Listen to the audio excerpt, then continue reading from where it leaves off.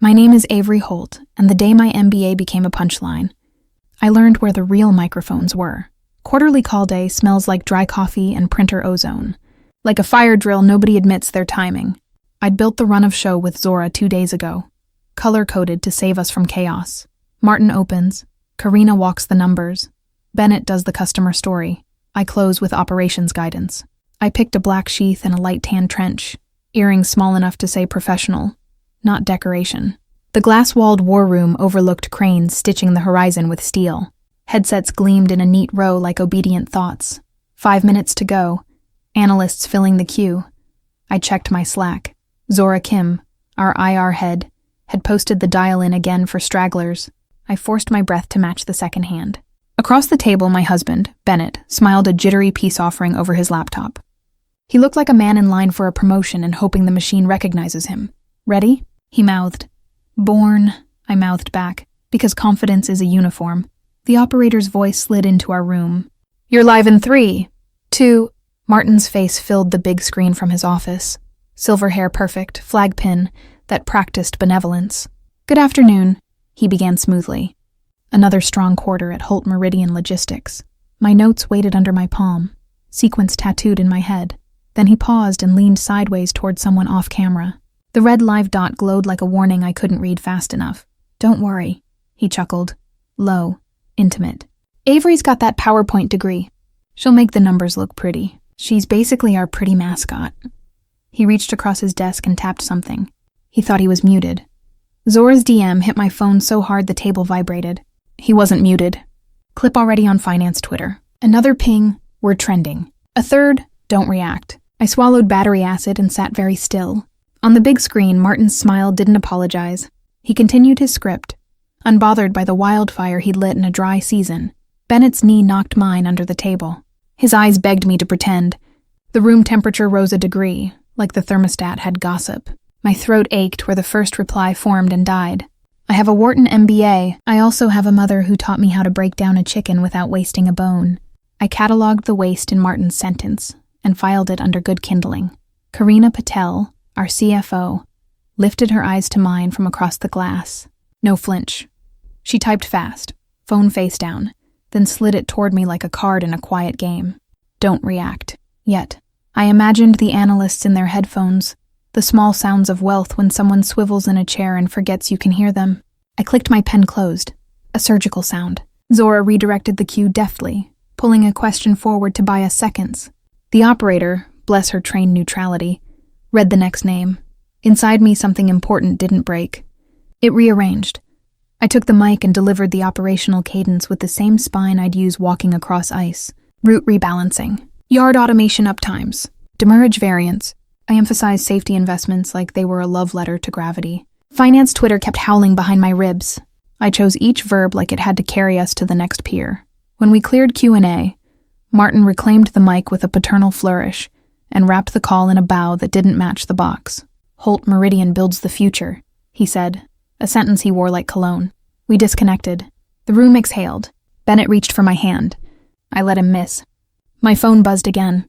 Zora, we can do damage control. Karina, don't. Not yet. I stood, slid my notes into a thin folder, and looked at the skyline where cranes kept lifting everything except the weight on my chest. Public humiliation tastes like pennies in printer paper. It also tastes like a plan you can finally justify. Karina texted a single line. Check your inbox, tonight. If you want to hear a company's secrets, listen to the math when it thinks no one's looking. At home, the lamp on my desk made a small yellow island in the dusk. I kicked off shoes and lined them with the precision I reserve for situations that make me want to throw them. My laptop woke into spreadsheets and habits. Bennett hovered in the doorway, apology dressed as curiosity. Do you want to talk? I want to work, I said gently, and the door learned how to close. Karina's email waited with a subject line that pretended to yawn. FWD, Ops Q. Inside, a single attachment, Roadrunner.xlsx. Body, he's clean. Help him help us. See, no signature block, like the sentence didn't need a costume. I opened the sheet and the room changed shape. Tabs labeled CapEx deferral, demurrage burial, KPI reclass. On CapEx deferral, the note said, deferred maintenance capitalized as assets. See post 2023 Q2 spikes. The graph climbed the way a lie does when it believes it's an escalator. Demurrage burial showed fines tucked under other operating, vague enough to launder shame. KPI reclass mapped on-time miracles, achieved by redefining arrival windows after the trucks missed them. Roadrunner had left breadcrumbs in formula comments.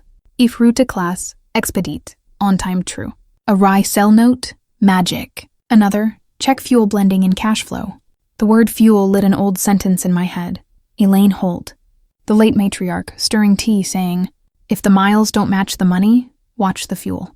She'd gifted me a brass key and 10,000 unsent emails of courage. Martin mourned her publicly and ignored her privately, a man who kept the portrait and burned the will.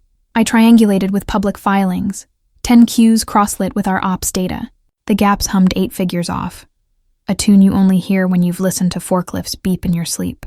I poured coffee I didn't need because ritual matters when you're mapping a crime you haven't named yet. Slack chirped. Zora, analyst parody account, posted a meme. "It'll pass." "Then are you okay?" I typed, "I'm working." She replied with a heart and a knife, the only 2 emojis that ever told the truth together. On fuel cash, Roadrunner had flagged timing entries that felt like a magician palming coins. Gains recognized in quarters where hedges smiled. Losses deferred to inventory variance. A wedge appeared in my mind. If hedges were mismarked, if safety capex had been styled as assets, if on-time metrics were performance art, then the story we told the market wore someone else's face. I looked up at the framed photo of Elaine on my shelf. Her mouth held a secret I recognized. Women who know where the files are always win eventually. I replied to the anonymous address in the metadata.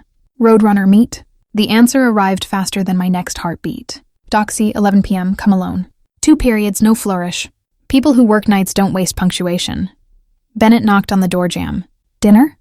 He tried a smile that didn't fit his bones. "Dad said the clip is being taken out of context." The context was sexism with a calendar invite. I said, "He'll apologize.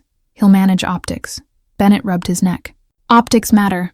So do breaks," I said, and closed the laptop. He almost asked me not to go wherever I was going. Instead he said, "I have early meetings," and kissed the air near my cheek. When the door clicked, the apartment exhaled. I changed into dark jeans and a jacket, with pockets that kept their promises. I slipped the brass key into one, my phone and a small notebook into the other. In the mirror, my face looked like someone who could tell the truth without raising her voice. I whispered, "If the miles don't match the money, watch the fuel." The clock blinked 10:21. The dock was 20 minutes and a lifetime away. Truth smells like diesel and fear. Dock C at night is a cathedral of steel stacked to the weather. Sodium lamps cast everything in bruise-colored halos. Trucks idled like monsters practicing patience. I parked near the chain link, pulled my jacket close, and walked toward the rendezvous point marked in Roadrunner's message. A forklift bay, painted with a crooked CA man peeled out of shadow when I was close enough to hear the ocean talking under the concrete.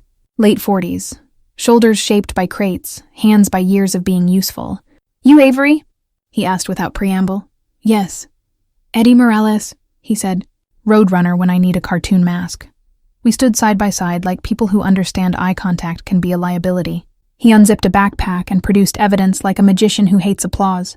Printed photologs of trailers double-booked. Screenshots of ELD dashboards where driving hours corrected themselves after midnight. An internal memo from Ralph Kincaid labeled channel smoothing, which is what liars call lying when they invoice it. "You know he'll come for me," Eddie said, voice flat. "For the warehouse crews. Immigration audits, payroll errors. Suddenly everyone's badges stop working. He plays those notes when he's bored. I can't promise him gentle," I said. "I can promise you chain of custody, counsel, and a spotlight so bright it makes retaliation cost more than his temper." He took that in like medicine you don't get to chase. He handed me a small ELD device. Its tamper seals sliced so carefully they looked intact until you loved them. "Mirror units in a dozen trucks," he said. "Syncs to a sandbox server before the real one. Gives dispatch 2 clocks. 2 clocks make miracles." I recorded a video on my phone, hands steady. "This is Avery Holt," I narrated. "Receiving materials from Eddie Morales at Dock C, 10:49 p.m. for delivery to board counsel. Chain of custody begins now." Eddie nodded once like a deacon. "What made you tip?" I asked. He shrugged toward the stacks. "A kid I trained rolled his rig trying to make a patched window. If we hadn't deferred a replacement, he'd be home. He'll walk again, maybe. That's a long maybe. His mouth tightened. Martin sent flowers. Ralph sent an NDA. We were quiet until the wind filled the space. I tucked the memo-marked channel smoothing behind the photo logs. There's a clause you should know, Eddie said, almost as an afterthought. In the 2018 bond indenture, poison put. If fraudulent misreporting by senior execs is proven, bondholders can demand repayment. Martin pretends it doesn't exist, calls it a lawyer's bedtime story. I felt the world tilt on a new axis. Elaine's voice in my head again. He likes ladders he didn't build. Kick the first rung. Where's your copy? I asked. Union steward keeps binders. I can get you a scan.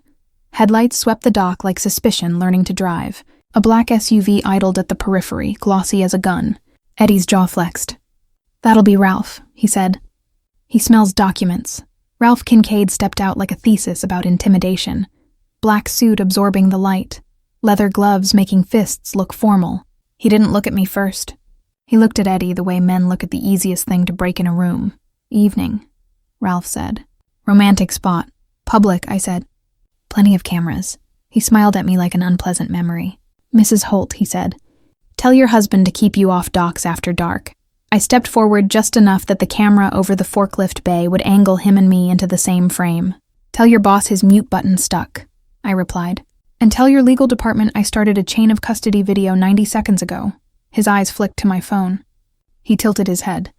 Eddie, he said softly, like a man coaxing a dog from a door. You don't want immigration sniffing around your friends, do you? Or payroll looking at overtime codes? Accidents happen. Accidents happen, I agreed. When deferred capex meets overtime pushing. I pointed at the camera. Wave. Ralph didn't. He leaned closer, predatory calm. Walk away. No, I said. Headlights cut again. Nearer. The dock ambient with witnesses. Ralph weighed calculus and chose later. He smoothed his tie like control was a garment and retreated to the SUV. The engine's growl promised we'd meet again in rooms with fewer lamps. Keep duplicates off site, I told Eddie. And text me the steward's scan. He nodded. The SUV door clicked. The night exhaled exhaust and threat. Headlights swept the dock. A black SUV idled. Ralph stepped out. Bullies don't bring flowers. They salt the soil you stand on. Ralph lingered at the edge of the light like he owned the shadow. The SUV idled, a beast that preferred the leash. Eddie's breath smoked in the damp air. Mine didn't. Anger burns hotter than weather. Ralph's smile returned, smaller, private. Dispatcher, he said, not using Eddie's name. Overtime reviews are brutal this quarter. Would be a shame if your crew's schedules got complicated. You mean audited? I said. Say audited so the camera hears you. He glanced past me to the forklift mast, where the dome lens stared without blinking. Mrs. Holt, the docks are dangerous after dark, especially for paper, I said, pocketing the ELD and memo. Good thing I brought a chain of custody. Ralph's jaw did a slow click. Chain of custody doesn't mean anything when the chain breaks. He tipped 2 fingers toward Eddie. Men have families. So do men in wheelchairs because someone deferred breaks, Eddie said. Voice flat as the bay. I stepped between them, authority in heels. I've got board counsel on speed dial, I said. And the CFO. If you're going to threaten labor, do it louder. He didn't. He slid back toward the SUV, sentimental as a knife. Tell Bennett his father expects him at breakfast. The door thunked. The black car became a suggestion of menace and rolled away, tail lights smearing red into the damp. Eddie touched his beanie, a farewell without ceremony. I'll send the indenture clause, he said. You be careful. That man collects grudges like spoons. I prefer forks, I said. They do more work. He laughed once, then vanished into stacks. I drove home with the memo in my pocket and the future in my mouth like a copper coin.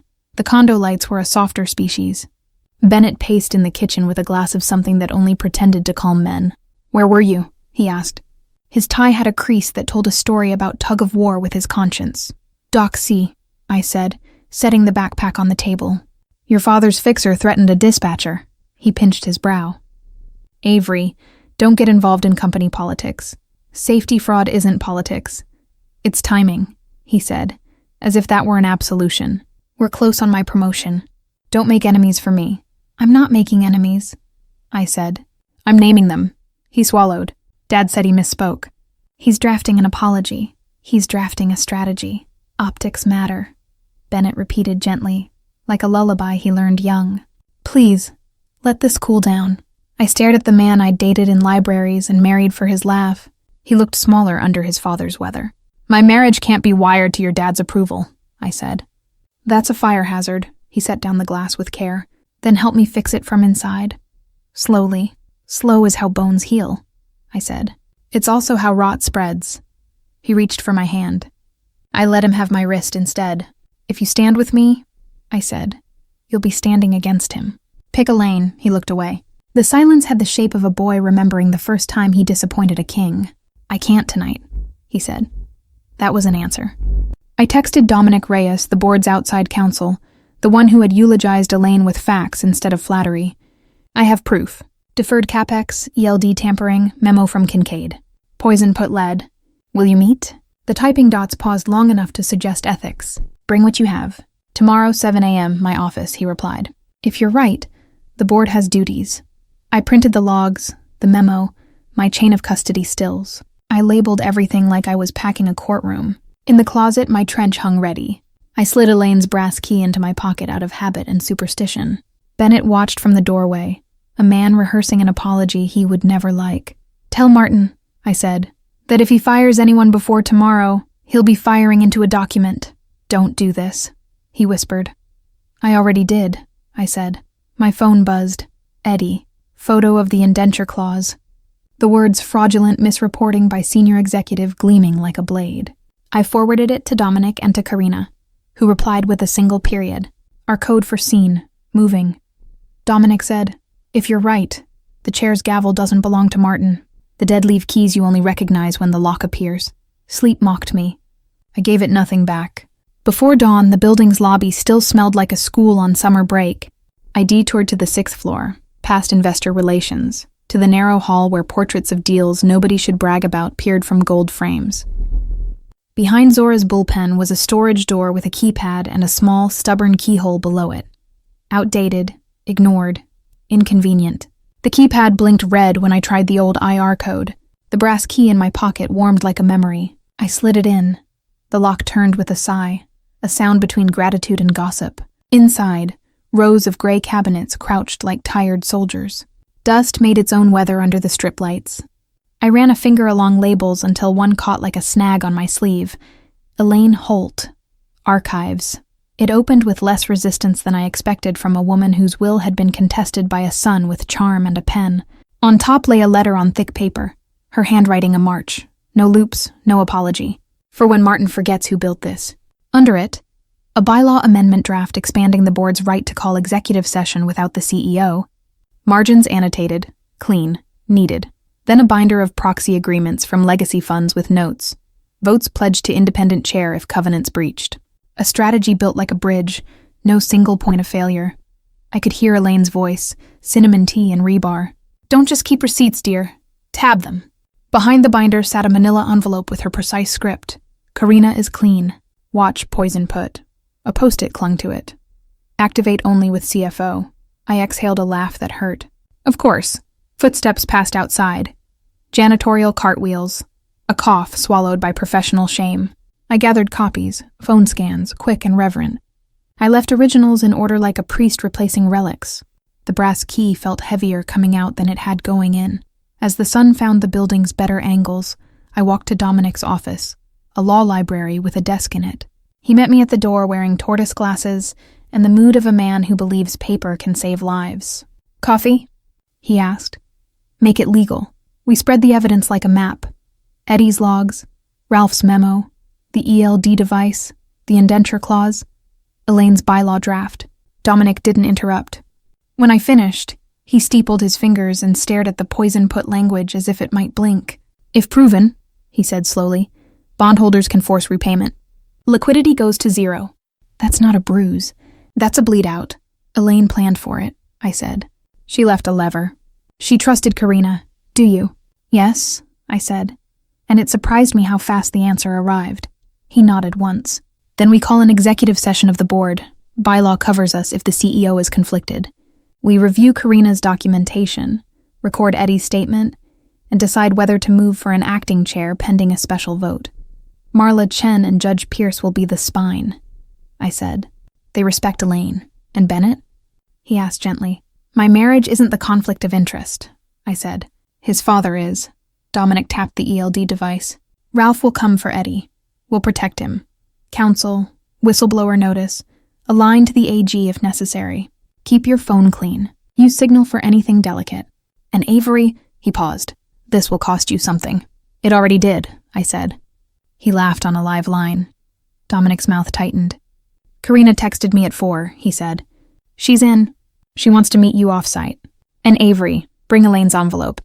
If it says activate with CFO, we obey the dead. I left with copies in a rigid folder and courage like a bruise I'd learned to press without flinching. The elevator mirrored a woman my grandmother would have recognized. Politeness sharpened into purpose. Outside, the city had put on its weekday face. Zora pinged. Seeing calendar holds? Someone added breakfast to Martin to Bennett. I texted back a star and a lock. Symbols of hope, symbols of doors. Tucked inside, a sealed envelope labeled, activate only with CFO. The dead leave keys you only recognize when the lock appears. Sleep mocked me. I gave it nothing back. Before dawn, the building's lobby still smelled like a school on summer break. I detoured to the 6th floor, past investor relations, to the narrow hall where portraits of deals nobody should brag about peered from gold frames. Behind Zora's bullpen was a storage door with a keypad and a small, stubborn keyhole below it. Outdated, ignored, inconvenient. The keypad blinked red when I tried the old IR code. The brass key in my pocket warmed like a memory. I slid it in. The lock turned with a sigh, a sound between gratitude and gossip. Inside, rows of gray cabinets crouched like tired soldiers. Dust made its own weather under the strip lights. I ran a finger along labels until one caught like a snag on my sleeve. Elaine Holt. Archives. It opened with less resistance than I expected from a woman whose will had been contested by a son with charm and a pen. On top lay a letter on thick paper, her handwriting a march, no loops, no apology. For when Martin forgets who built this. Under it, a bylaw amendment draft expanding the board's right to call executive session without the CEO. Margins annotated. Clean, needed. Then a binder of proxy agreements from legacy funds with notes. Votes pledged to independent chair if covenants breached. A strategy built like a bridge. No single point of failure. I could hear Elaine's voice, cinnamon tea and rebar. Don't just keep receipts, dear. Tab them. Behind the binder sat a manila envelope with her precise script. Karina is clean. Watch poison put. A post-it clung to it. Activate only with CFO. I exhaled a laugh that hurt, of course. Footsteps passed outside. Janitorial cartwheels. A cough swallowed by professional shame. I gathered copies. Phone scans. Quick and reverent. I left originals in order like a priest replacing relics. The brass key felt heavier coming out than it had going in.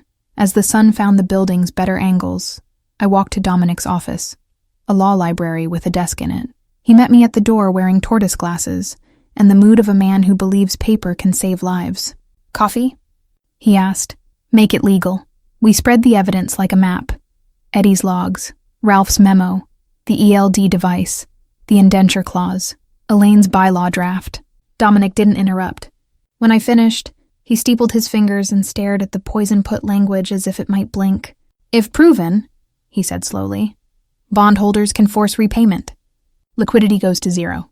That's not a bruise. That's a bleed-out. Elaine planned for it, I said. She left a lever. She trusted Karina. Do you? Yes, I said, and it surprised me how fast the answer arrived. He nodded once. Then we call an executive session of the board. Bylaw covers us if the CEO is conflicted. We review Karina's documentation, record Eddie's statement, and decide whether to move for an acting chair pending a special vote. Marla Chen and Judge Pierce will be the spine, I said. They respect Elaine. And Bennett? He asked gently. My marriage isn't the conflict of interest, I said. His father is? Dominic tapped the ELD device. Ralph will come for Eddie. We'll protect him. Counsel, whistleblower notice, align to the AG if necessary. Keep your phone clean. Use Signal for anything delicate. And Avery? He paused. This will cost you something. It already did, I said. He laughed on a live line. Dominic's mouth tightened. Karina texted me at 4, he said. She's in. She wants to meet you off-site. And Avery, bring Elaine's envelope. If it says activate with CFO, we obey the dead. I left with copies in a rigid folder and courage like a bruise I'd learned to press without flinching. The elevator mirrored a woman my grandmother would have recognized. Politeness sharpened into purpose. Outside, the city had put on its weekday face. Zora pinged, seeing calendar holds. Someone added breakfast W. Martin to Bennett. I texted back a star and a lock. Symbols of hope, symbols of doors, tucked inside. A sealed envelope labeled, "Activate only with CFO." Every empire has a gossip. Ours is the thermostat. I started with Marla Chen, retired pensions chief who collects bylaw irregularities the way other grandmothers collect salt shakers. We walked the executive floor like colleagues who preferred carpets to microphones. "Show me your receipts," she said, no preamble. I did. Eddie's logs, Elaine's draft, the poison put clause, Karina's clean slide. Marla's eyes sharpened with the pleasure of being taken seriously. "He's been capitalizing maintenance?" she asked, scandalized. "I taught interns to spot that in 1998. Demurrage buried. On time gamed. Hedges mismarked," I said. Safety deferred into PR. She stopped by the thermostat, tapping its case with 2 fingers as if testing a melon. "You know these can be microphones now," she murmured. "Men who fear women prefer thermostats that listen." She tilted her head. "You have the votes if Judge Pierce sees corroboration." "Zora has IR trails," I said. "She'll bring them off network." Marla's mouth thinned. "You've inherited Elaine's spine," she said. "Don't waste it. Call an executive session.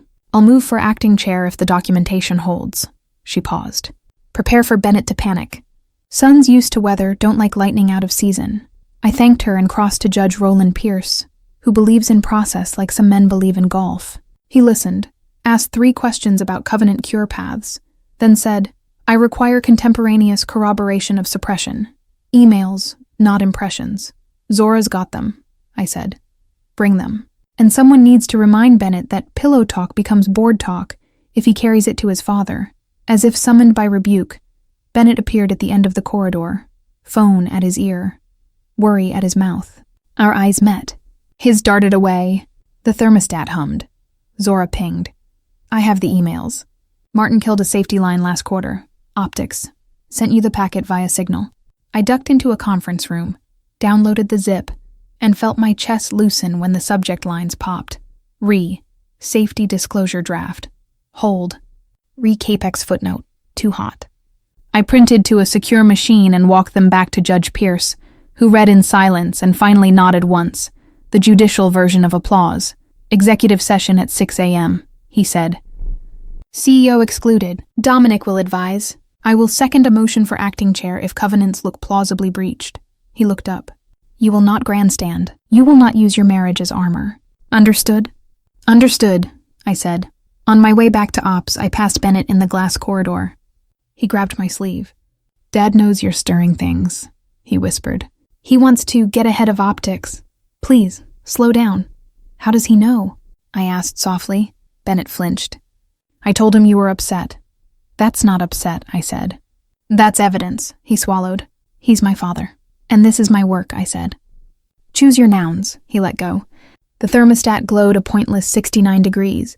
Perfect for men in suits, wrong for women doing labor. I smiled at it like an accomplice. "Keep our secrets?" I asked under my breath. It hummed like a yes or a wiretap. By 5, I'd sent Karina a summary and Dominic a schedule. Zora slipped into my office with a file folder and the look of a woman who sleeps in eyeliner and wakes with receipts. "He killed the safety line," she said. I archived the whole thread. Also, Silverline pinged me with a calendar hold called Governance Watch. They smell smoke. "You're a marvel," I said. "Be our quiet trumpet." "My favorite instrument," she said, and vanished the way competent people do, leaving results. Not footprints. I stood at the window and watched cranes lift containers into geometry. Martin's office glowed across the courtyard, a little stage. He liked performances with only one actor. Tomorrow's script would require an ensemble. My phone chimed. A calendar ping I didn't set. Emergency board session, 6 a.m. Martin just accepted. I stared at the sentence. CEO accepted a meeting he wouldn't be allowed to enter. The thermostat clicked. A calendar ping. Emergency board session, 6 a.m. Martin just accepted. Real meetings start when the loudest person is uninvited. Dawn painted the boardroom the color of paperwork. Blinds half open. Coffee that didn't try to be charming. An empty chair at the head like a superstition we'd outgrown. Karina connected her laptop to the projector and put up the first slide. Covenant breaches in clean black type that didn't try to sell anyone anything. Dominic sat near the end with a thin binder and a pen that looked like it only wrote facts. Marla arrived with winter on her scarf and certainty in her shoulders. Judge Pierce brought the smell of early sermons. 2 other independents shuffled their notes, eyes flicking to one another like schoolboys trying to remember the assignment. Bennett sat along the wall, not a voting member, face pale and determined to be useful to someone. Martin was in the hallway, pacing. Zora texted, "He's asking who's scheduled without him." Dominic looked through the glass at the CEO-shaped storm and then at me. "Bylaw 411, he said. Executive session without the CEO when conflicts are apparent." He nodded to Karina. "Begin." Karina's voice never wavered. "We have 3 categories," she said. Adjusted EBITDA padding via expedited surcharges, capitalized maintenance reducing safety visibility, KPI reclassification inflating on-time metrics. These actions, if sustained, raise plausible risk of covenant breach. Slide. Dates, numbers, user stamps. No color, no flourish, just the humbling math. Dominic outlined fiduciary duties in a cadence that made everyone sit straighter. Duty of care, duty of loyalty, duty of candor. Retaliation against whistleblowers will be considered a separate breach. He tapped the indenture clause on the screen like a metronome. Poison put risk is material. We dialed in Eddie, voice disguised by counsel. He recounted tampered ELDs, double-booked trailers, Ralph's channel smoothing. He spoke of the rookie who rolled his rig. The room quieted into listening that hurt. When he finished, Marla pressed her palm flat on the table like she was steadying a deck. "I move," she said, "that we appoint an acting chair from among the independent directors pending a special vote, and that we schedule said vote for noon today. In the interim, we instruct management to preserve all relevant evidence, and we notify the bondholders that we are acting to protect their interests." "Second," Judge Pierce said, his voice a gavel, a knock at the glass. Ralph stood with a manila envelope, smirk ironed on. He opened the door without waiting. "For Ms. Holt," he said, holding out a letter as if he'd brought dessert. "From counsel." Dominic took it before I could. He skimmed, lip disdainful. "This is not a subpoena," he said. "It's theater." Ralph glanced at Karina. "Your key card will stop working at 11:45, he said conversationally. "Retaliation noted on the record," Judge Pierce said mildly. Ralph's smirk cracked. He left, closing the door too carefully. Bennett texted me from 3 chairs away. "Dad is furious. Please stop." I met his eyes, and then looked at the empty head chair, and then back at him. He put his phone face down. Votes. Aye. 1 abstain. 1 reflexive no. Motion carried. Acting chair to be selected at noon. Until then, Judge Pierce presided, which made the air behave. Dominic turned a page. "We'll need to accelerate," he said. "Assume a last-minute attempt to fire the CFO. We counter by moving the I.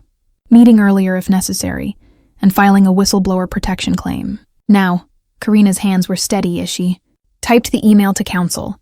"Pre-filing submitted." Zora pinged the IR line. "Draft press. Board in executive session regarding governance matters. Hold until instructed." Marla wrote a note to herself in a way that looked like she was carving it. No retaliation. I watched the dawn climb the glass as if determined to sit in every chair. We set the noon vote. We set the rules. We set our jaws. At 7:42, Zora slid me a printed rumor. Martin intends to terminate CFO at 11:45. Dominic underlined 11:45 with his pen. "Then we aim for 11:30, he said. "Move the building." Ralph serves Avery a threat letter, and a rumor that Martin is firing Karina at 11:45. If he pulled the fire alarm at 11:45, we just had to move the building by 11:30. Momentum has a taste when it catches. Metallic, like you bid a coin and it yielded. By 8, Dominic's assistant pushed director notices reminding them that firing a CFO during an executive session about governance could be construed as retaliation and misconduct per bylaws. Karina pre-filed her whistleblower claim with timestamps and attachments that read like a confession the company could learn from if it wanted to keep its soul. Zora drafted a spare press line. "The board is in executive session regarding governance matters," and saved it behind a curtain only she could lift. "We can steady the market by being boring," she said. "Boring is my love language." I met Eddie at a coffee shop with sticky floors and honest pastries.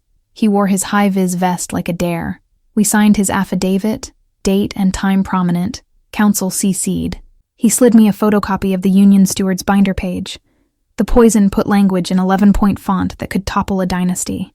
I'll get you anything else they think they buried, he said. I promised him a lawyer who doesn't blink. Back at headquarters, Dominic appeared on a video tile. Background a wall of treatises. We accelerate, he said. I'm lodging a notice to the Inspector of Elections that a special 11:30 meeting may replace the noon slot. Judge Pierce, prepare to preside. Marla, have your motion drafted. Avery, keep your records immaculate. If anyone even breathes on a server, we call the AG. Silverline governance? I asked.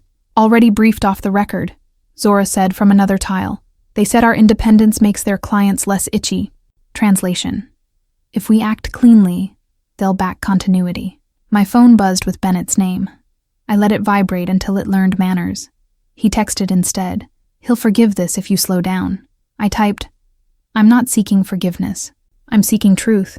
The dots blinked, then died. At 10:26, Karina forwarded a note from the controller she'd kept under quiet guard. Subject, concern reclassification, potential covenant issue. Dated, specific, ignored. Dominic smiled without joy. Right on schedule, he said. They always leave one good email. We huddled in a small conference room with bad chairs and better privacy. Judge Pierce rehearsed the script. Call to order, counsel's summary, CFO's presentation, motion for acting chair, vote. No theatrics, he reminded me. You will not exult. You will be precise. Precision is my kink, I said before remembering who I was talking to. He didn't laugh. His eyes twinkled like a grandfather who enjoys surprise competence. Zora popped her head in. Market's sniffing, she said. I'm holding the line. If we go past one with no comment, they'll write their own movie. Then we give them reality at one, Karina said, preferably with a chair who doesn't treat the mic like a mirror. At 10:57, my screen blinked. Legal, special meeting advanced to 11:15. Attendance mandatory. Dominic cocked an eyebrow that said, touché. Earlier is cleaner, he murmured. Less time for tantrums. I texted Bennett, 11:15. Don't interfere. He replied, Dad says you're making a mistake. I typed, he already made one. He left his mic on. We walked to the boardroom through a corridor that smelled like money praying. The thermostat hummed something like a blessing or a bug. Either way, we were past whispers. Through the glass, I saw Martin on his phone, face thunder, Ralph at his shoulder with a folder labeled options in a font that wasn't fooling anybody. Remember, Dominic said at my side, win or lose, we document. Sunlight isn't a press release. It's a protocol. Protocol, I echoed, and touched the brass key in my pocket because ghosts like acknowledgement. When the door opened, the carpet absorbed our footfalls like a confidant. 11:15 blinked on the wall clock in stern black digits. If Ralph planned to pull a fire alarm at 11:45, he'd find the building already someplace else when he grabbed the handle. An email lands from legal. Special meeting advanced to 11:15. Attendance mandatory. Power changes hands in rooms where the carpet is louder than the men. At 11:15, the boardroom doors closed and the clock became a referee. Judge Pierce stood at the head. Not the empty CEO chair, but the seat where process sits. This special meeting is called to order, he said, voice even enough to make egos obey. Through frosted glass, we could see Martin pacing outside, phone to his ear, a pantomime of control that didn't translate in here. First item, the judge continued. Counsel's summary. Dominic rose with a binder that looked like it ate lies for breakfast. He walked us through fiduciary duty, poison put exposure, retaliation prohibitions, and the preservation orders already drafted. He did not perform. He instructed. Second item, judge said. CFO presentation. Karina connected her laptop. Slides populated with quiet force. Line-by-line reconciliations of expedited surcharges. Screenshots of user stamps on reclassifications. The controllers ignored email, trend lines that lurched at quarter boundaries like conscience hitting a speed bump. We can cure if we stop pretending, she said. But governance must act today. Marla adjusted her glasses. The prelude to an incision. The record is sufficient, she said. I move that we appoint an acting chairwoman from among the independent directors, pending shareholder ratification, and that the CEO remain in role under supervision and with limited authority regarding personnel until this process is complete. Second, said a director who previously hid behind napkins at luncheons. Pressure clarifies. Bennett shifted along the wall, a spectator at his own weather. He texted something and then remembered to put his phone face down when Zora looked at him like a kindly bailiff. Discussion? Judge asked. One director cleared his throat. Optics. Governance, Marla corrected. The word landed like a gavel. A vote would require names. The room inhaled. I. A hedged abstention that almost apologized. No from a man whose calendar depends on golf. Heads turned toward Judge. Aye, he said. 5-3. Motion carried. The next motion came like choreography remembered under pressure. I move that the acting chairwoman be Avery Holt Operations, Marla said. Ms. Holt has the domain knowledge and the matriarch's confidence, as evidenced by materials. Her eyes met mine. Are you ready to be the target you've already been? Second, the judge said, a beat faster than habit. Silence isn't empty. It counts. I stood because standing makes the blood behave. Before the vote, I said, a disclosure. I am married to the CEO's son. My loyalty is to the company's people, the truth of its books, and the trucks that go out and must safely return. If elected, I will serve under council's guardrails and submit to a shareholder ratification. If not, I will still assist the board in curing. Dominic nodded once. Good. Vote, said the judge. One by one. Aye. Aye. Aye. Aye. A tremulous aye from a director who collects reputations like wine. The golf man said nothing. He was out of rope. 5-3. Motion carried. Through the glass, Martin stopped pacing. As if sensing the moment, he opened the door a crack. What are you doing? His voice was father and tyrant. Kindly wait outside, Judge said without looking. Bylaw 411. The crack closed. Air rebalanced. Ms. Holt, Judge said, eyes steady. Until shareholder vote, you are acting chairwoman. Council, draft minutes immediately. IR, prepare the minimal notice. Zora typed like a musician. Martin reappeared as we gathered our papers, pushing the door wide now, smile on, voice trained for microphones. If we're finished with theatrics, he said, I'll resume chairing the call. Karina didn't look at him. She leaned toward me and whispered, You open the call. Then aloud, per board directive, the call will be led by acting chairwoman Avery Holt. The room did not explode. It recalibrated. Titles are not crowns. They are assignments with sirens. I felt the brass key in my pocket like a benediction from a woman who planned for storms. Martin's face emptied. Like someone blew out the candle he pretends is a sun. I'll resign, he said, a bluff that expected chairs to beg. Not before the call, Marla replied dryly. We filed toward the IR studio. Bennett met my eye and couldn't hold it. In a corridor that had heard better days than this, I touched his sleeve. Be decent, I said. He nodded. A boy again. On the way in, I caught my reflection. The woman he'd called a pretty mascot, smoothing notes she'd written in her own hand. My mouth didn't smile. It formed the first sentence of the truth. Karina leaned over and whispered, You open the call. If humiliation was born on a live call, so was justice. Headset on, notes aligned, the studio's ring light turned everything into sincerity. Zora counted with her fingers. 3, 2, she pointed. I didn't clear my throat. I didn't need to. Good afternoon, I said evenly. This is Acting Chairwoman Avery Holt. Today, we will begin with governance steps approved by the board, then proceed to operational updates and Q&A. The operator paused, muscle memory confused. Analysts pinged keyboards like rain. Martin sat off camera, smile lacquered, gaze a weapon looking for a target. Karina occupied the seat beside me. Posture and instruction manual for composure. First, I continued, the board has initiated an independent review of certain accounting classifications and safety-related capital expenditures. We will reinvest in safety, adjust disclosures as needed, and reaffirm guidance excluding aggressive adjustments. We are acting to protect bondholders, employees, and customers. Retaliation will not be tolerated. I could feel. Finance Twitter, searching for a meme and finding only minutes. We opened. EA, the first analyst, a veteran who thinks nuance is for people with less money, asked, Isn't this just a case of the MBA mascot playing governance cosplay? Happy to address that, I said, and Karina's pen clicked once, my metronome. Our unit economics remain sound. Revenue per mile ex fuel at $2.19. Cost per mile including planned capex catch-up at $186. Demurrage normalized at historical mean by Q3 with vendor penalties renegotiated. Safety downtime will rise short-term, 12 to 15 basis points, then fall as incident rates improve. Governance isn't cosplay. It's cash flow with ethics.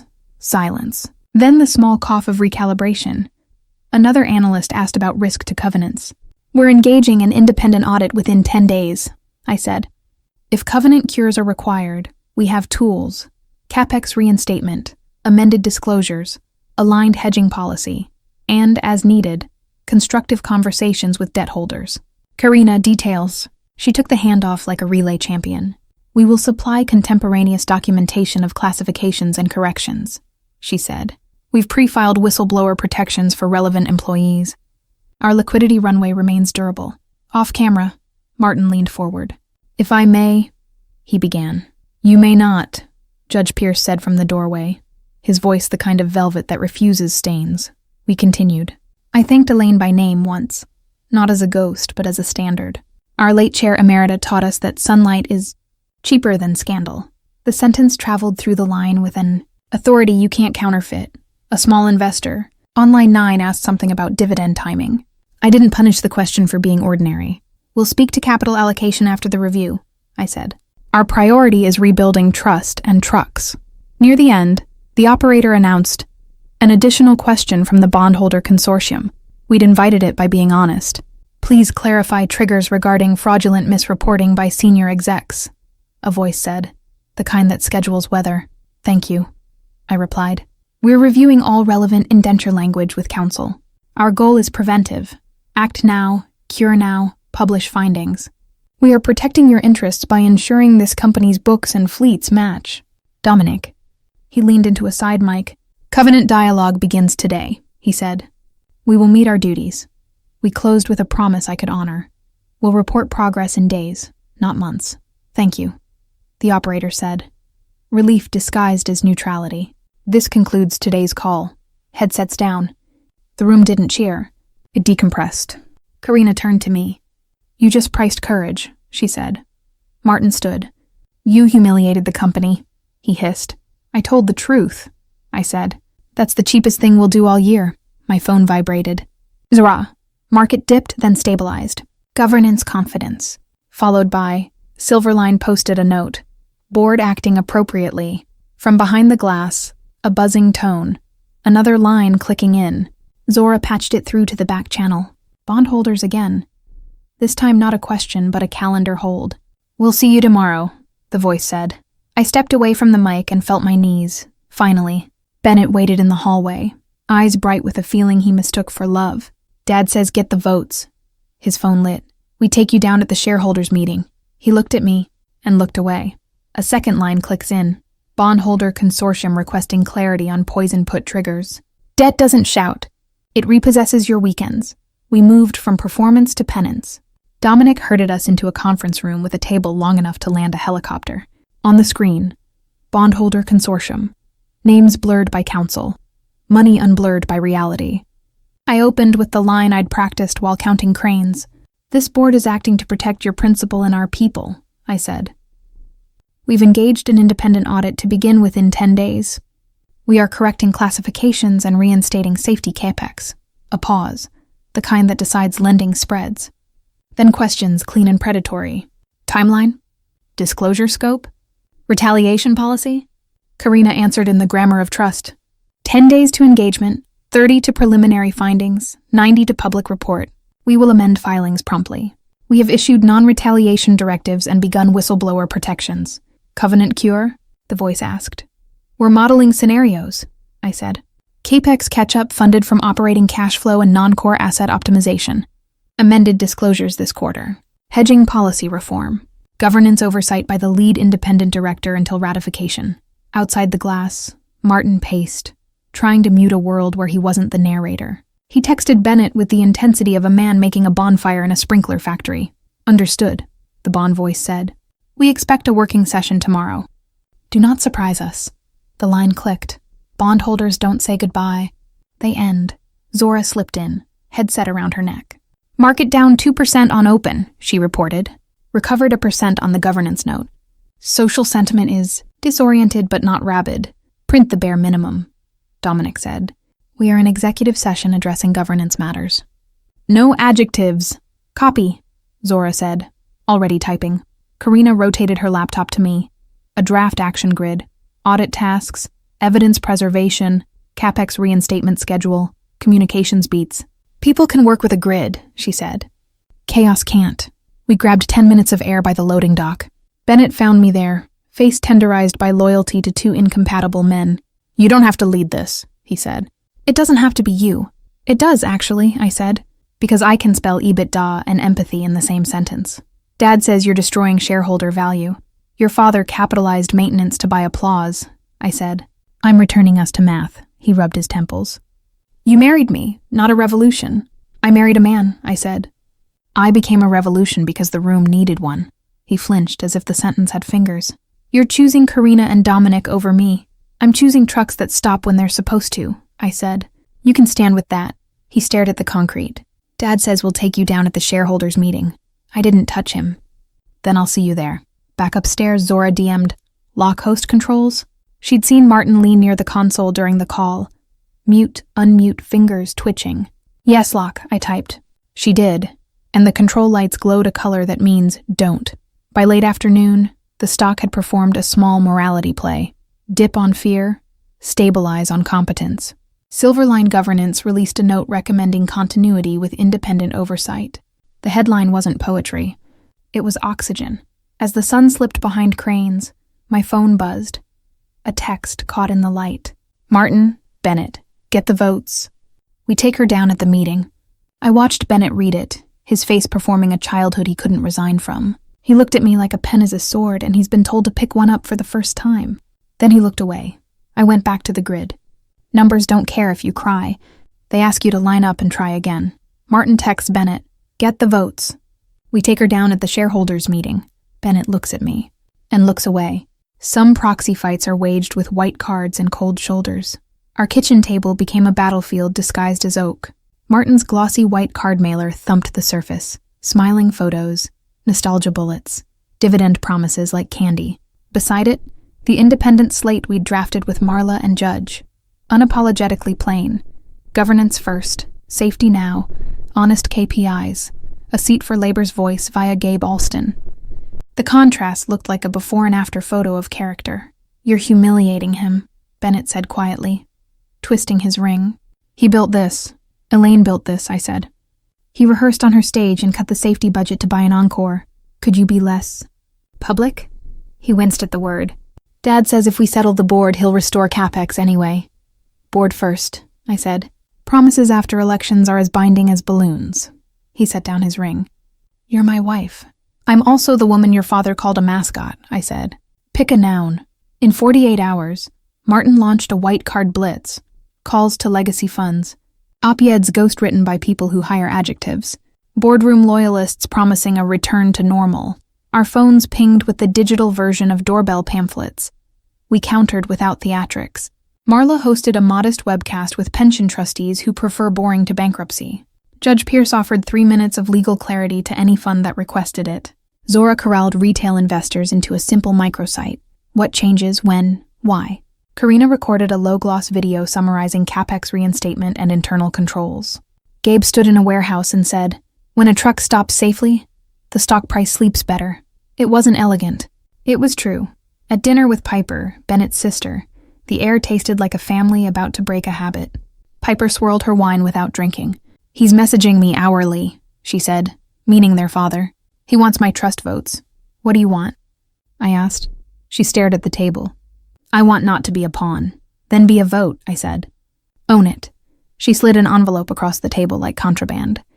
My trustee filed a discretionary letter, she said. The votes can follow independent recommendation in case of governance breach. Her eyes lifted.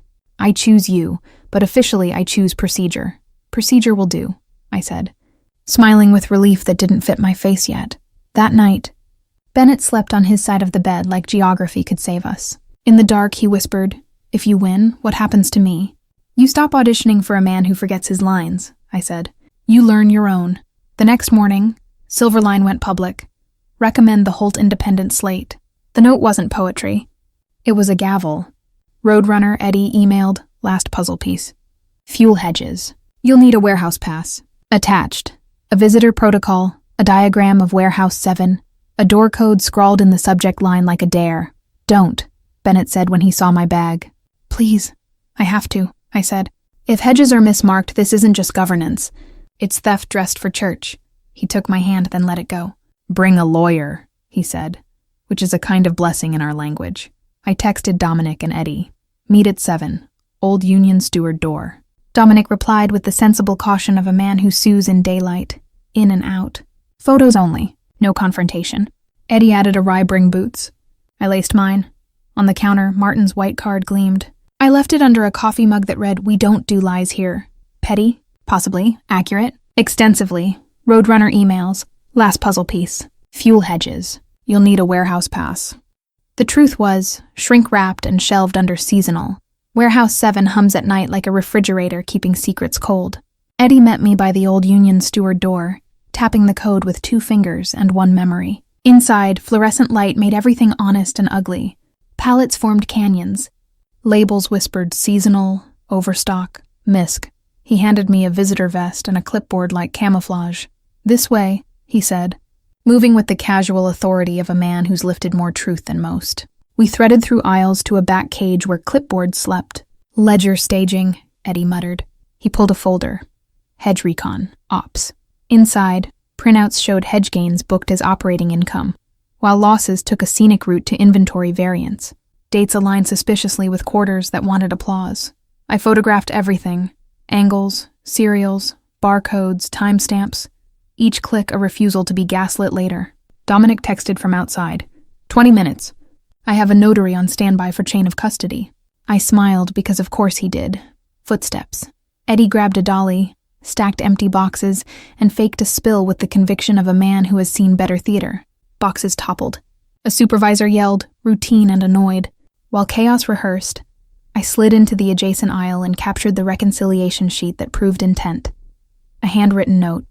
Push negatives to Invivar, RK. Ralph Kincaid's initials like a grease stain.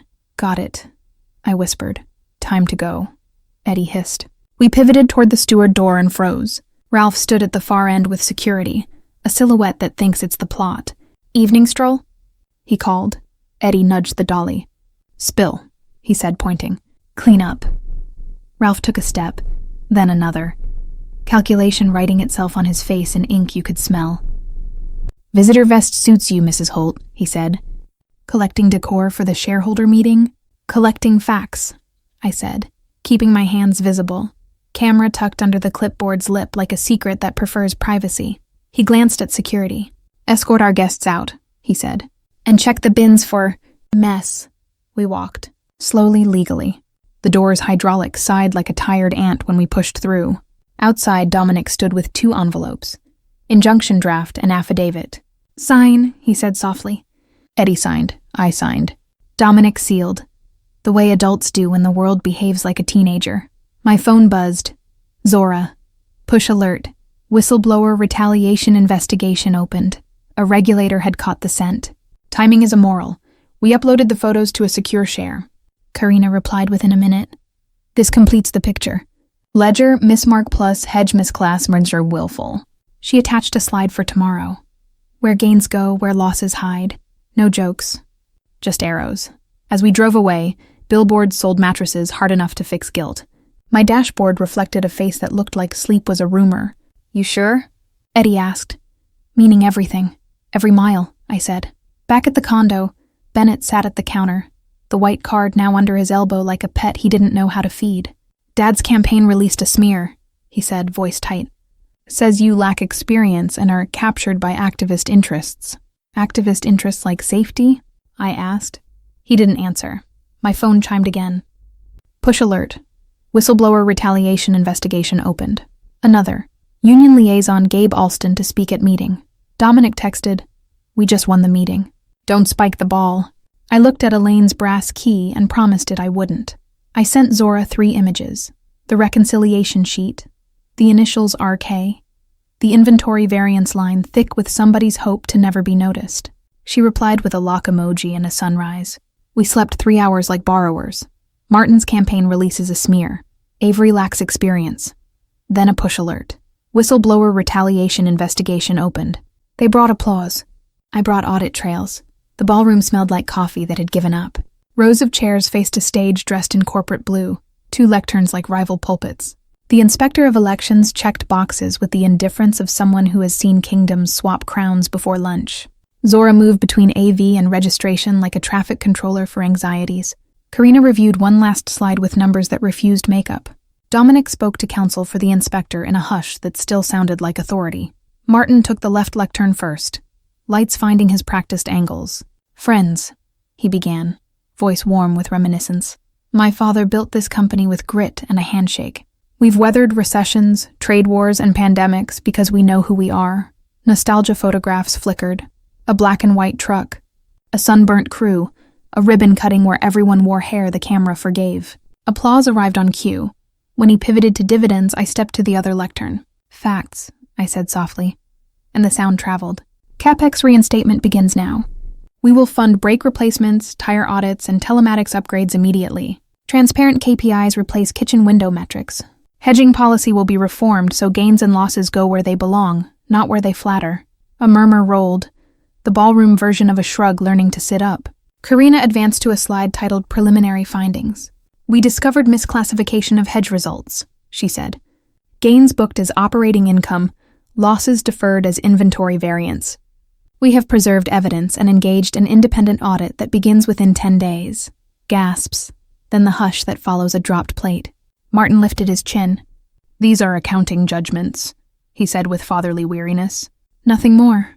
Judgments don't initial themselves," I replied, and Zora threw our document camera to the screens. A reconciliation sheet with RK by a note that read, "Push negatives to INV VAR." The letters were small and devastating. Someone coughed in a way that meant lawyers. From the floor, Gabe Alston, work jacket, union pin, took the mic. "I represent people who drive monsters down freeways," he said.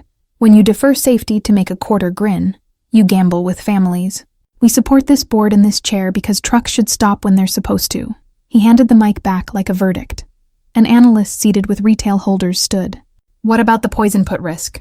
she asked. "Covenant dialogue is underway," Dominic answered from the front row. "Today's governance actions demonstrate cure intent." Silverline's rep cued at the microphone. "Our clients prefer continuity with independent oversight," she announced. "We recommend the Holt independent slate." It wasn't theater. It was ballast. Martin tried one last pivot. "We cannot allow inexperience to jeopardize value," he warned, gesturing toward me with a smile that showed molars. "Our opponents are captured by activist narratives. Safety isn't an activist narrative," I said. "It's physics." The inspector of elections, tie-patterned with tiny gavels, conferred with a clerk. Paper traveled, numbers aligned. Zora texted me from 20 feet away because professionalism is efficient. Tight margin. Still moving. My heart kept a boring beat on purpose. I looked at the brass key in my pocket and felt the steadiness of a woman who planned in advance to be useful after she died. We took 3 more questions that tasted like risk and vitamins. Karina answered with precise sentences and the kind of calm you pack for earthquakes. Judge Pierce manned the gavel with velvet menace. Marla wrote notes in a neat column. Audit. CapEx. Hedge policy. Labor seat. Behind us, cranes on the hotel's mural lifted nothing and still tried. The inspector straightened. He whispered to Dominic, who leaned slightly toward me, eyes kind with hard news or its opposite. "Prepare to accept," he said. I looked over the audience. Warehouse hands in clean shirts, pension trustees with ruling faces, retail investors who wanted a story that wouldn't embarrass their grandchildren. Bennett stood in the aisle, undecided posture tightening into something that might be choice. "Prepare to accept," Dominic repeated. The room inhaled. I placed both hands on the lectern because truth likes a firm surface. The inspector of elections whispers to Dominic. He nods at me once. "Prepare to accept." Sometimes a title isn't a crown. It's a responsibility with a siren. "The ballots are in," the inspector announced. By a narrow but clean margin, the Holt independent slate prevails. The room made a sound like furniture being moved. Heavy, necessary, a little hopeful. Karina stepped to the mic, voice bright but measured. "Congratulations, Chairwoman Holt." The phrase ricocheted around the ballroom, shedding sarcasm as it traveled. I didn't bow. I didn't wave. I thanked the inspector, then turned to the people who actually keep a logistics company alive. "To our drivers, dispatchers, mechanics, loaders," I said, "we will spend money where you can feel it. Brakes, tires, downtime that prevents worse downtime. We will rebuild our books in daylight so our miles mean what they say. A ripple of applause. Some grateful, some wary. That's fine. Trust is a manual process. Martin surged toward the lectern, temper polished. This is outrageous, he said. Our enemies, Judge Pierce gavelled once, a sound that laced itself through the room. Decorum, he said gently, which in his voice meant stop. Marla's look could have carved new bylaws on granite. I faced Martin without costume. You may remain as advisor during transition, I offered. Institutional knowledge matters. So does accountability. He smiled like a blade. I decline. He turned to the crowd. History will judge this board.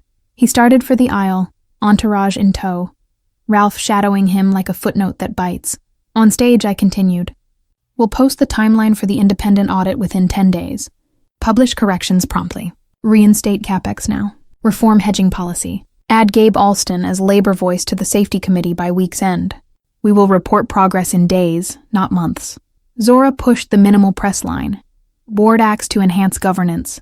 Safety investments reinstated. Independent audit engaged. Silverline's notification pinged phones like a shrug learning to cheer. The stock ticked a small, uncertain step upward. Markets appreciating boredom properly scheduled. Backstage, the corridor smelled of carpet and decisions. Bennett waited near a black curtain, hands in pockets. Love and history in a stalemate across his face. Congratulations, he said, and it landed honest. He stopped, editing a lifetime into a sentence. I'll come home later. If you want me there. I want you there, I said, with boundaries that can take a punch. He nodded. A man trying on adulthood and discovering it fits. A shadow separated from the wall. Ralph. Close-cropped hair. Close-kept grudges. He blocked half the hallway with practiced ease. You think you won? He asked quietly. Check the debt wall in Q3. Poison put, maturities stacked, spreads widening. Governance speeches don't refinance paper. I brought audit trails, I said. I'll bring term sheets, he smirked. Bondholders like predictability. You're a headline. I'm a calendar, I said. We'll see you there. He leaned in until I could smell expensive cologne trying to bury cheap intent. You won the room, he murmured. I own the quarter. Not if we fix the model, I replied. And stop letting you write it. Dominic appeared at my shoulder with timing that suggested he patents it. Anything you'd like to say on the record, Mr. Kincaid? He asked pleasantly. Ralph stepped back, smile returning to its default menace. See you in the footnotes, he said, and vanished into a backstage exit labeled Staff Only, as if irony were a door. I exhaled once, then twice. Karina pressed a palm to my shoulder, solidarity as a verb. War room in an hour, she said. Debt wall, hedges, maturities. Bring the key, I always do, I said. In my pocket, Elaine's brass key warmed like a benediction that refused to cool. We re-entered the ballroom for handshakes that were really NDAs in skin. People wanted selfies with reform. I obliged 2 and declined 10. Governance is not a mascot job. When the lights dimmed, I looked at the lecterns. 1 history, 1 homework, and chose the second on purpose. Ralph corners Avery backstage. You think you won? Check the debt wall in Q3. Winning the room is Act 1. Refinancing a future is Act 2. The war room smelled like dry erase ink and urgency. Karina drew a grid across the whiteboard. Maturities, covenants, fixes, owners, deadline. Dominic stacked folders with the satisfaction of a man who alphabetizes storms. Zora opened a shared workspace titled Calendar Not Headlines. Gabe leaned against a file cabinet, union pin catching the light like it had a budget.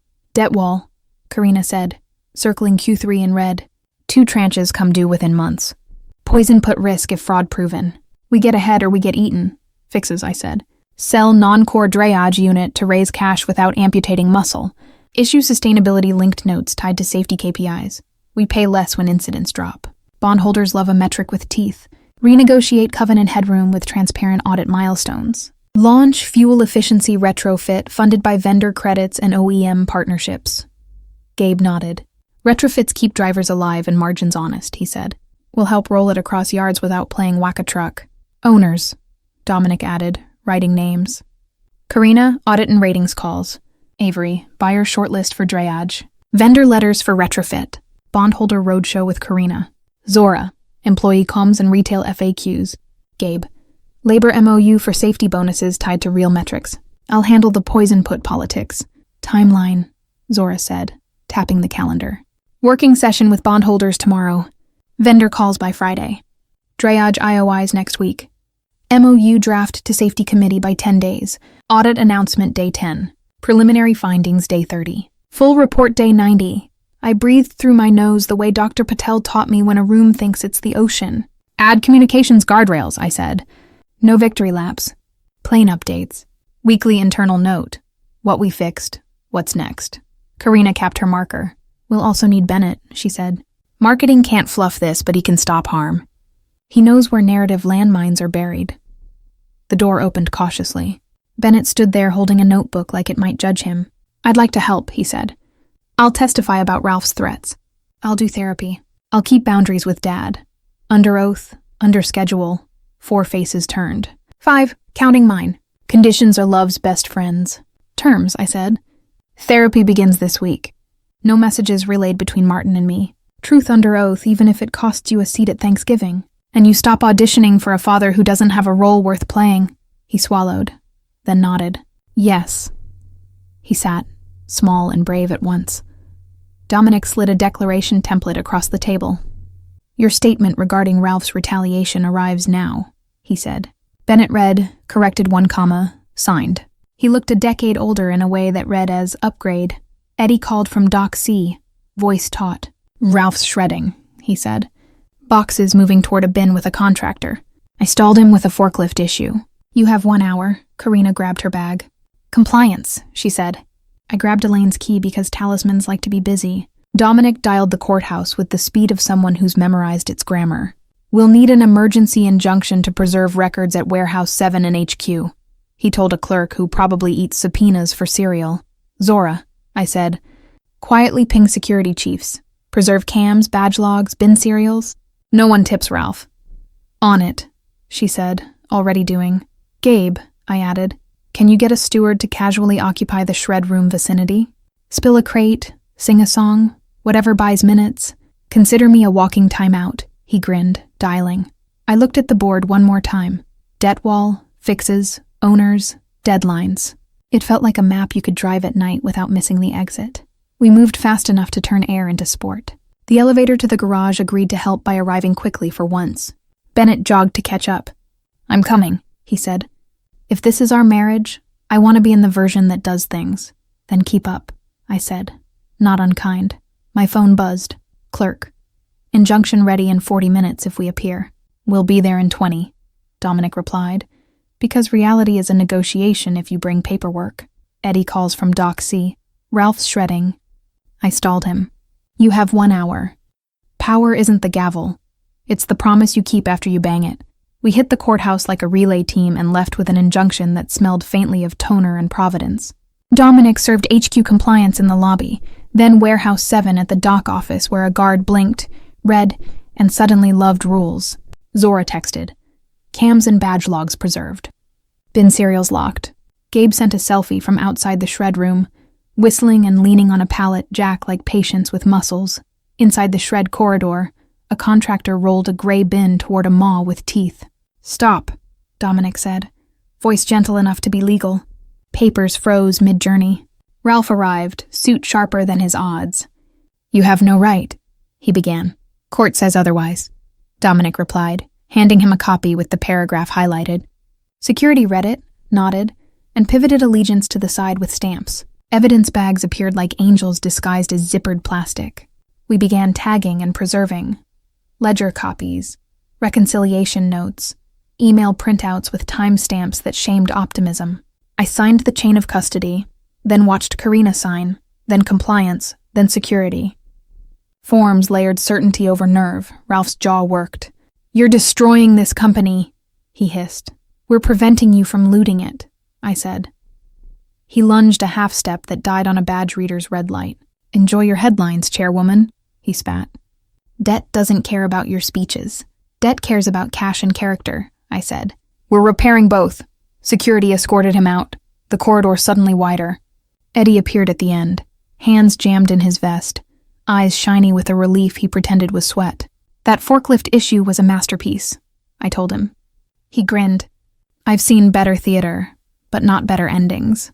He clapped Bennett on the shoulder, as if he'd known him all his life. You done being management's echo? He asked lightly. Bennett nodded. Lightness gone, but something stronger arriving to take its place.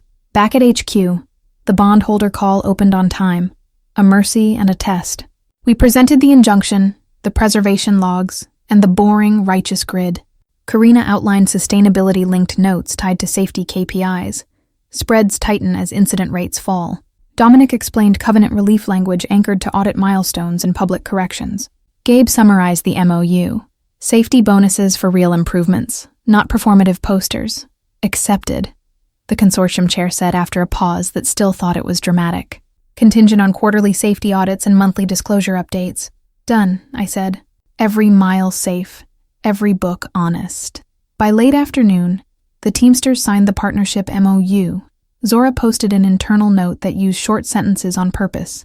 The stock edged upward, not exuberant. Behaved. I prefer behaved. We scheduled the drayage unit sale process, vendor meetings for the retrofit, and 3 different presentations whose titles made my eyes happy. Where gains go, where losses hide. Safety spend that saves. Calendar beats headline. Bennett delivered his statement to counsel under oath, voice steadying as it moved. He found me afterward near the window where the cranes wrote poems for containers. I'm sorry, he said. Not for this morning. For years. Thank you, I said. We won't rewrite the past. We'll budget the future. He laughed once, damp, then dove into logistics for a campaign that doesn't require lies. At dusk, I sat at my desk and placed Elaine's brass key beside the webcam. I didn't need it to open anything tonight. I needed it to mean something. The company live stream cued. The red light blinked. I looked into the lens and spoke to people who keep promises in warehouses, on roads, at docks, in spreadsheets. We rebuild in daylight, I said. Every mile safe, every book honest. We will not be perfect. We will be public. You will see schedules. You will see fixes. You will see me. Chat filled with names I didn't know, and some I did. Drivers. Dispatchers.